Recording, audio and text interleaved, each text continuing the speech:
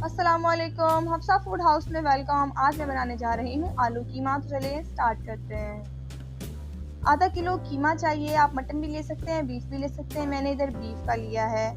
2 गिलास में भर के इसमें पानी के डाल दूंगी। प्याज 2 अदद लिए हैं मैंने। 2 टमाटर ऐड कर देंगे इसमें। 1 चाय का चम्मच अदरक लहसुन का पेस्ट, तेज़पात, ज़ीरा, दालचीनी और काली मिर्च ऐड कर देंगे हम इसमें। अजवाइन थोड़ी सी ऐड कर देंगे। सूखा धनिया पाउडर 1 चाय का चम्मच। लाल मिर्च 1 चाय का चम्मच जाएगी और 2 चाय के चम्मच इसमें जाएंगे नमक। हल्दी पाउडर आधा चाय का चम्मच जाएगा इसमें। गरम मसाला आधा चाय का चम्मच ऐड करेंगे। इसको अच्छी तरह हिला देंगे और 10 मिनट के लिए हाई फ्लेम पे इसके रख देंगे। जब इसमें उबाल आ जाएगा हम इसको अच्छे से हिलाएंगे और दोबारा इसको 10 मिनट के लिए रख देंगे मीडियम फ्लेम पे। अब हम देखेंगे और इसमें हम अपने पोटैटोज ऐड कर देंगे। 2 अदद मैंने यहाँ पे आलू लिए हैं।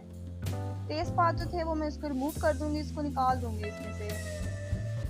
आधा कप मैं ऑयल ले रही हूँ इधर और इसकी अच्छे से अब भुनाई करेंगे।